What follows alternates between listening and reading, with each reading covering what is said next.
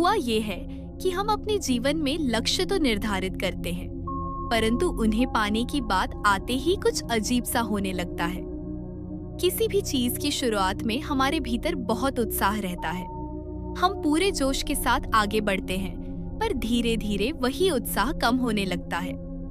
नकारात्मक विचार हमें चारों ओर से घेरने लगते हैं। मन में संदेह पैदा होता है, डर बैठने लगता है और हम रुक जाते हैं। ऐसा आखिर क्यों होता है? अगर आपके भीतर भी कभी यह प्रश्न उठा है, तो गौतम बुद्ध के जीवन की यह घटना आपके लिए है। मैं आपको विश्वास दिलाना चाहती हूँ कि यदि आपने इस कहानी को अंत तक धैर्यपूर्वक समझ लिया, तो आप अपने किसी भी लक्ष्य को पाने के योग्य स्वयं को पाएंगे। यह घटना बहुत गहरी समझ देने वाली है, लेकिन उस समझ तक पहुँचने के लिए धैर्य और एकाग्रता आवश्यक है। गौतम बुद्ध बनने से पहले सिद्धार्थ के नाम से जाने जाते थे। उनके जीवन में किसी भी प्रकार का शारीरिक दुख नहीं था।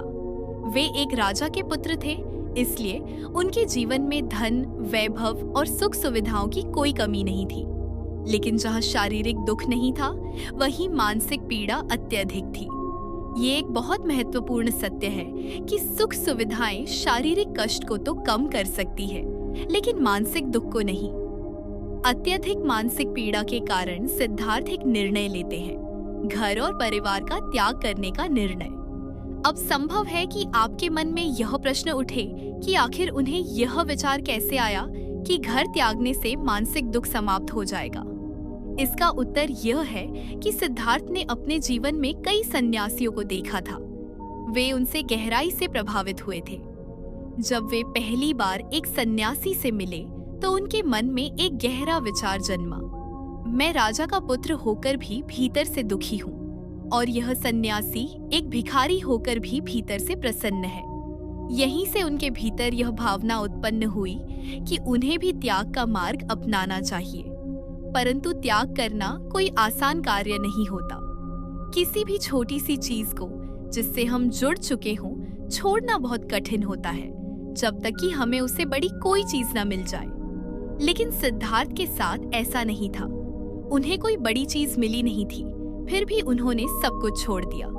वे ऐसा इसलिए कर पाए क्योंकि उनके भीतर यह विश्वास था कि जो दुख उनके भीतर चल रहा है, उसका अंत अवश्य होगा। किसी भी कार्य की शुरुआत विश्वास से ही होती है। आप जब भी कोई लक्ष्य निर्धारित करते हैं, तो आपके भीतर भी यह विश्वास होता है कि आप उसे पा सकते हैं। विश्वास कम या अधिक हो सकता है, लेकिन होता जरूर है। जब सिद्धार्थ अपने घर को त्यागते हैं, तो पहली समस्या उनके सामने आती है। उन्हें नंगे पांव घर से बाहर निकलना होता है। उन्हें कभी जमीन पर नंगे पांव चलने की आदत नहीं थी, लेकिन वे ऐसा इसलिए करते हैं ताकि उनके पैरों की आहट सुनकर कोई जाग न जाए। यह मत समझिए कि उस समय वे उत्साह से भरे हुए थे।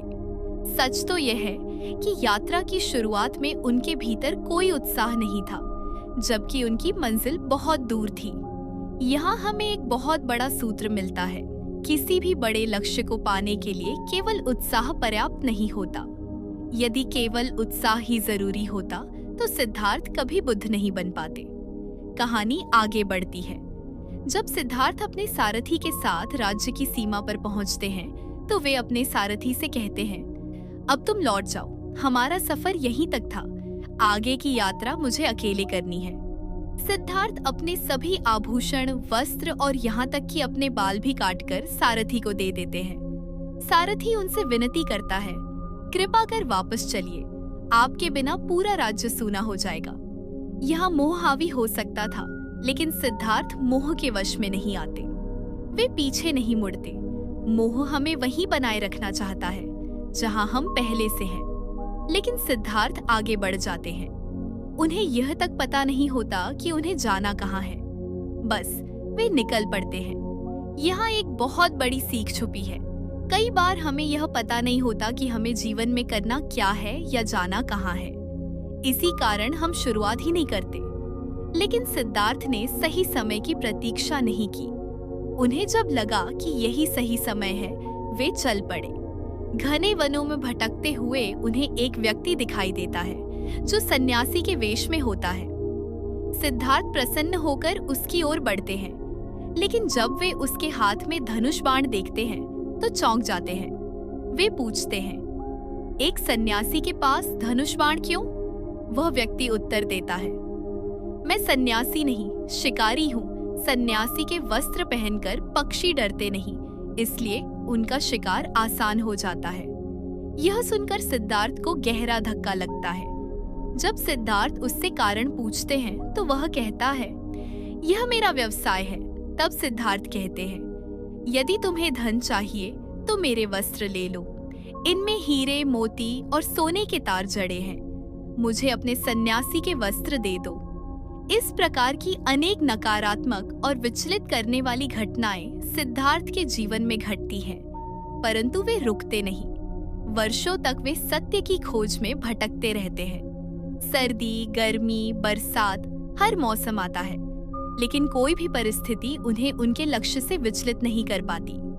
अब बहुत से लोग सोचते हैं कि सिद्धार्थ अलग थे, उनके भीतर कुछ विशेष था।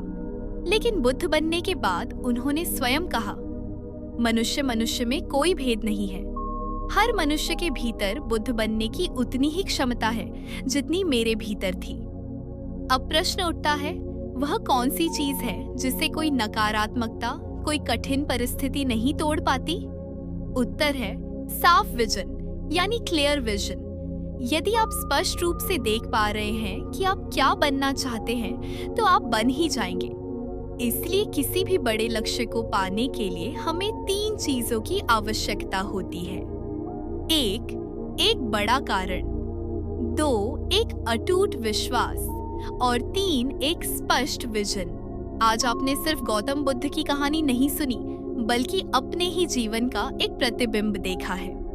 सिद्धार्थ के पास भी कोई नक्शा नहीं था, कोई निश्चित रास्ता नहीं था, यहाँ तक कि शुरुआत में उत्साह भी नहीं था।